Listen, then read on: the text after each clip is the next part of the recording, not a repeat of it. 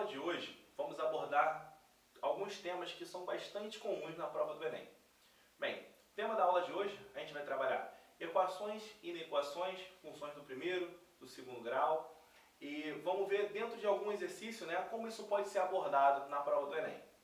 Bem, fica ligado que problemas envolvendo equações do primeiro grau é bastante comum na prova. Ele vai contar uma historinha para você e você vai ter que equacionar aquilo. Como você fazia lá no início do seu ensino fundamental, Ele pede para você calcular o valor de x. É claro que ele não vai te dar uma equação direta, Ele sempre conta aquela historinha triste para você ficar perdido no meio das questões, mas foca na pergunta, vê o que ele está perguntando. E a partir daquela pergunta, você dispensa as informações que não forem necessárias e você monta a sua questão.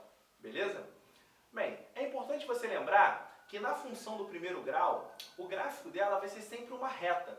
Uma reta que pode ser crescente ou essa reta pode ser decrescente. O que determina o crescimento ou decrescimento dessa reta? Bem, o que vai determinar é o A, o coeficiente angular da reta, Lembra que a equação do primeiro grau, da função do primeiro grau, é y é igual a ax mais b. Esse A, que é o termo que multiplica x, se ele for positivo, você vai ter uma reta crescente. Por outro lado, se ele for negativo, você tem uma reta decrescente. Já na função do segundo grau, é muito importante que você lembre que o formato da equação dela vai ser y é igual a ax ao quadrado mais bx mais c. Ela passa a ter grau 2, O x agora está elevado ao quadrado. Esse termo A, que está multiplicando um x ao quadrado, ele vai determinar a concavidade da parábola. Então, reta corresponde a uma função do primeiro grau. Uma parábola corresponde a uma função do segundo grau. Se esse A, que multiplica x ao quadrado, for positivo na função do segundo grau, você vai ter uma parábola com concavidade para cima, em formato de U.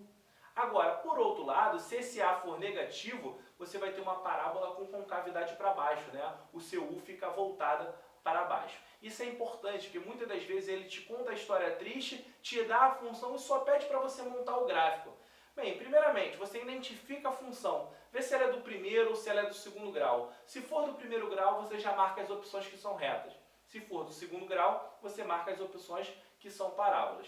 Depois você vai em busca do A. Se o A for positivo, reta crescente. A negativo, reta decrescente. Na função do segundo grau, se o A for positivo, parábola com concavidade para cima, em formato de U. E se o A for negativo, uma parábola com concavidade para baixo, O U fica voltado para baixo. Beleza? Bem, separei uma questão onde ele te dá um monte de dados para tentar te enrolar, para poder desviar o seu foco, mas vamos focar na pergunta do problema. Com base nisso, você vai ver que a gente vai dispensar um monte de outras informações. Bem, olha essa questão que eu separei para vocês. Na década de 80, a Igreja Católica percebeu o afastamento de jovens da instituição. O então Papa, João Paulo II, acreditou que os encontros internacionais poderiam aproximar os jovens ao revelar diferentes culturas e modos de viver a fé. Em 1984, na Praça São Pedro, no Vaticano, foi instituído pelo Papa João Paulo II o primeiro encontro internacional da juventude. O gráfico abaixo mostra que no Brasil o percentual de católicos vem decrescendo ao longo dos anos. Então, se você observar o gráfico da questão, bem, o percentual de católicos, ele vem diminuindo, esse gráfico de azul, Ele começa com 89%, passa para 83%, vai para 73,6% e em 2010 o percentual de católicos já é 64,6%.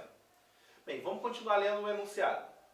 Se o padrão de variação percentual de católicos e evangélicos observados de 2000 até 2010 se mantiver linear durante os próximos anos, em que ano o percentual de evangélicos atingirá e superará o percentual de católicos no Brasil? Bem, galera, quando ele fala que o padrão de crescimento ou decrescimento ele vai se manter linear nos próximos anos, ele significa que você vai continuar em linha reta. Os evangélicos eles vão crescer em linha reta e os católicos vão decrescer em linha reta. Significa que é uma função do primeiro grau. Toda vez que for uma reta, é claro que fica uma função do primeiro grau na hora de você montar o gráfico. Bem, se você observar no gráfico, de 2000 a 2010, o número de católicos decresceu 9%. Era 73,6%, para 2010 passou a ser 64,6%. ou seja, reduziu 9%. Já o número de evangélicos era de 15,4% e passou para 22,2%. Ele teve um crescimento de 6,8%. Tudo isso em 10 anos, de 2000 a 2010. Bem, é só você ver quanto que ele cresceu a cada ano. Se ele decresce 9% em 10 anos, bem, 9% divididos por 10 vai dar 0,9%. Ou seja, o número de católicos tem caído 0,9% a cada ano. Já o número de evangélicos, 6,8% em 10 anos, a cada ano, 6,8 divididos por 10 anos, você vai ter 0,68 de crescimento por ano. Vamos tentar equacionar isso, né? Eu tenho aqui, 22,2% de evangélicos. Ele cresce 0,68% por ano. Como eu não sei quantos anos vão passar, eu vou chamar de X anos. Então vai ficar aqui, 22,2 mais 0,68 vezes X anos. Ele quer que o número de evangélicos fique maior que o número de católicos. Ou seja, isso vai ter que ser maior que o percentual de católicos. Era 64,6 em 2010 e está caindo 0,9 ao ano. Então, 0,9 vezes x, 64,6 menos, porque está caindo, 0,9 vezes x anos.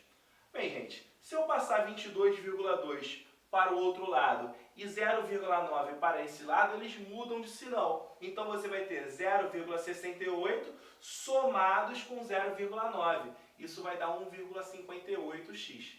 E o 22,2 ele vem para cá subtraindo o 64,6. Isso vai dar 42,4.